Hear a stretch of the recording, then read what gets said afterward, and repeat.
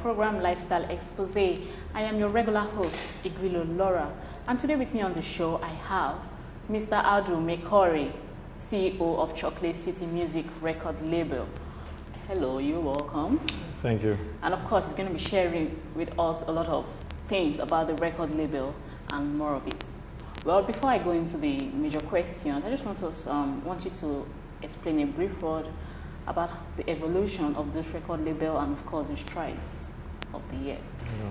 Well, I'd like to say, first of all, that ChocolateCity is a group of companies. Okay. The label is just one part of the company. So I'm the group CEO. So we have a media company, we have a music label, which is what most people know. We also have a band consultancy arm of it, and we do events as well. So it is a 360 company that does does quite a few things. So I'd say that just starting off, we always wanted to have that structure. It wasn't, the label was probably the first venture, but over years we've eased into other areas. This year we have a TV production that'll be coming up as well. We've worked on several events, since probably 7-8 years ago, internationally, with a lot of foreign clients, Bank of Industry, British Council, Culture and Tourism, a lot of those things. So we've been doing those things as well.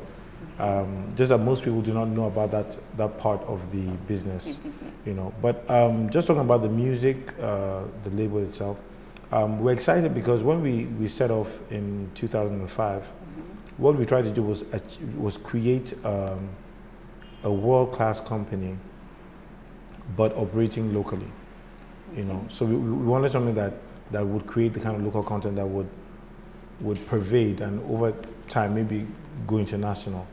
And we're happy that our music is also going outside beyond just African shows. Okay, do you enjoy having this music record label? Because looking at it, by profession, you're a lawyer. Yes. So how do you come up with creating I want to go into music, and you know it's part of entertainment? What's the correlation between being a lawyer and owning music? Yeah, I hear that question all the time, and you can imagine answering that question 10 years ago, which was when the entertainment industry was not even anywhere around here, and people didn't understand. But you see clearly what the music business is all about is a bunch of intellectual property rights. That's what it is all about. As we sit here, as you're asking me these questions, I'm sure when we finish, you'll probably give me a form to sign a waiver that images or whatever have no issues. That's a legal document. And even though this is entertainment, there are laws that regulate those relationships. Yeah. So it's actually very natural for lawyers to be an integral, in fact, they are the heart of the music industry. Okay, so what does it take for an artist to be signed under a legal record label, or what criteria?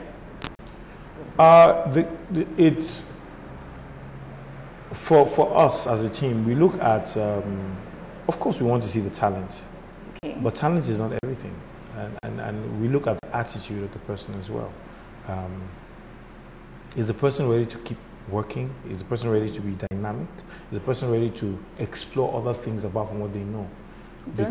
Because sorry to cut short, I've heard that some record label, before they sign an artist, the artist must have how many videos or how many hits. So does it apply to your company too? No, we built our career by discovering lots of nobodies. Okay.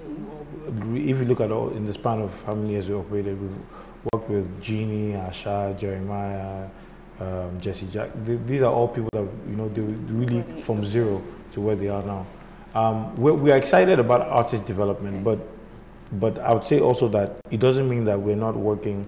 Over the next few months, you'll see some of the artists that we'll be working with as well. And some of them are already established. And for us, it's just about getting the right synergy. As long as they understand, and we have an understanding of what we're trying to achieve together, then we're ready to be that platform to help them. People, okay, that was a good one, saying you take people from people that weren't known, unlike those that just want the made artists. Yeah. Okay, but how do you think the economy and the entertainment industry could have value to the economic growth of Nigeria? It has. When they recently did the rebasing of the GDP, we found that the creative sector, which is populated primarily by fashion, music, and film, contributed about 1.42% to the economy. And I can assure you that this contribution is void of real statistics and real figures.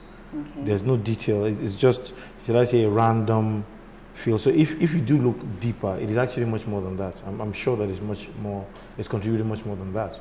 But I think there are two ways to look at value. There's also the perception value which entertainment has given to Nigeria. Prior to this, Nigerians were just known for online fraud and etc. But now you find out that when it comes to creativity, whether it's in book writing, whether it's in music or in film, Nigerians are doing us quite well, are proud outside the country. So there's no doubt there's an economic value. Indeed, statistics have shown that it is the second highest, most likely employer of labor. It has a big ripple effect because if you look at fashion, film, and music, they all kind of work together. Video, a musical video is a film. It is a short film, but it is a film, and the music works with fashion designers and people who have to, dress them up and make them look good. So the fashion aspect comes out of it as well. Now, if you're going to go and do a movie, you need background music and you need to wear costumes. If you're going to do a fashion show, you need somewhere to record it and you need background music. Like so you find out that it's a very like an ecosystem sort of. Okay. All right, still with me is Mr. Audu Maikori, CEO CHOCOLATECITY. Of course, we all know CHOCOLATECITY is one of the biggest music record label across Africa, within Africa, and of course in Nigeria, having some of or most of the most talented artists in such label. Looking at it, I'm going to ask you a question about the unceremonious exit of one of your ex-artists, Brimo, and did it affect any of the ongoing projects in the label right now? Not at all. One of the things that we've tried to do is to create each artist as his own brand. Okay. We have a common platform, which is the CHOCOLATECITY, but everybody has his own thing. So when we work with talent, what we try to do is make sure we're aligned. Now, when there's a disalignment of the goals and purposes and focus, then it doesn't affect anything. And that's why we've tried to focus on building brands and not just about music. And that's the 360 aspect of it, which is that when you think about how musicians, the rules that musicians have played around the world, Bono, Michael Jackson, even locally the bands pushing agriculture. So you need to be a brand beyond just the music, no. So I wouldn't say it has. Okay, so how would you describe as the achievement, or how would you describe the landmark, the achievement of the record label throughout these years? These years, wow. So I'm supposed to blow my own trumpets. Well, of course. I should blow the trumpet. Blow the trumpets. I think the trumpets. Blow the trumpets, anyone. Many of them, many trumpets. But I think that the first achievement I think we've been able to do is being able to run that kind of business out of Lagos for almost 7-8 years without doing anything from Lagos. Not that we're not doing things here, but being based out of Abuja and being able to have that impact beyond. In 2007, I won something called the International Young Music Entrepreneur of the Year, the British Council Award. I won for Nigeria and then went in for a global competition. I won the global prize as well. And I think that was a landmark achievement, making Nigeria the second country only in the history of those competitions to win twice. Okay, and not in music. The other person who won was in design. But that was the first time any country was winning the competition twice. And so it even gave the perception that something is happening in Nigeria. There's too much going on there in terms of the creative sector. So that's that. We also worked quite closely with culture and tourism because we understand that there needs to be a nexus between the private sector and the government. You see, some of the things that we're complaining about is the fact that the government people don't know what we're talking about. If you think about banks and when you think about entertainment, banks say, we don't really know what these guys are doing. Are we sure we should put our money? Because you don't have the structure that they're used to. So I think it's just about that conversation. In 2008, we took a 40-man delegation with the British Council and the Ministry of Culture to the UK. And we were able to facilitate meetings between the culture minister and ours, and talking about how the creative sector can be funded. And I think that was another landmark thing. We also, I know we're the most successful hip-hop label in Africa, no doubt about that. And even in terms of just changing the perception of what the music business was before then. In 2012, we also handled the Nigeria house for the Olympics. And what we did was we brought in about 15 artists, Sunny Ade, Two-Face, Tiwa Savage, some of our own artists, to basically perform during the Olympics in the UK, in association with the Bank of Industry and also the British Council and the Nigerian government and things like that. So we've been doing quite a few things. But lastly, I think one of the other more interesting things is about opening up in Kenya.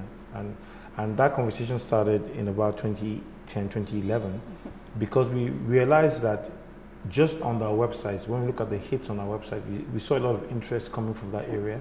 We saw a lot of interest coming from South Africa and some in Ghana. And we just said, well, Chocolate City is a name that actually relates to chocolate-colored people.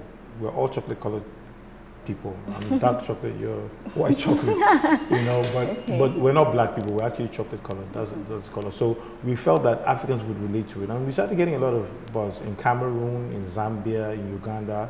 Yeah, I was at a conference 2 weeks ago in the UK, and somebody from Uganda actually invited us to come over and start talking about how we can kickstart some sort of movement, because the industry is there, but nothing is really happening.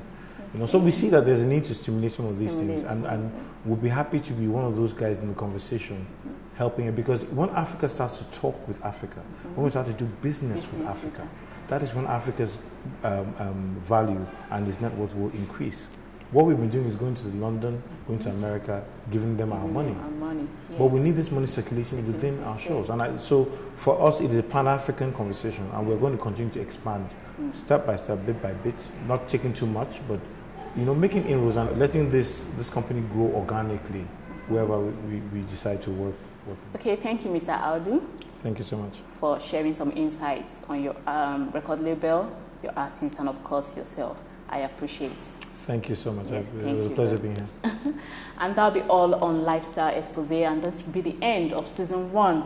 Of course, season 2 is coming soon. And if you want to contact me, you can log on to lifestyle@webtvng. And of course, if you want to view the 12 episodes, go to www.webtvng.com and click to the entertainment channel to view all videos. You can also visit me on my social media platform, Facebook and Twitter. Do have a lovely weekend. Bye.